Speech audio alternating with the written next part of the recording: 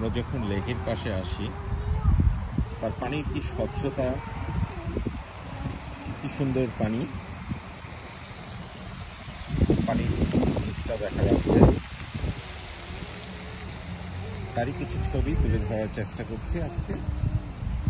অনেক সুন্দর পানি এবং খুবই স্বচ্ছ, সুন্দর, এবং ফল চলে এসেছে, পাতা লাল হয়ে যাচ্ছে,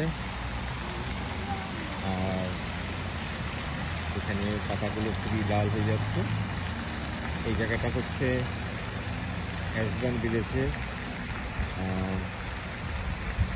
যে অ্যাসোসিয়েশন আছে তারই একটা অফিস, তারই পাশে ছোট একটি লেক, এবং তার পানিটা খুবই স্বচ্ছ এবং সুন্দর। এই পানিটা এই দিক দিয়ে সব পানি চলে যায়, এবং আমি একটু আবার পানিগুলো দেখাচ্ছি। তো আজকে এই পর্যন্তই। আল্লাহ হাফেজ। আবার কোনো একদিন কোনো স্থানে দেখা হবে। আল্লাহ হাফেজ।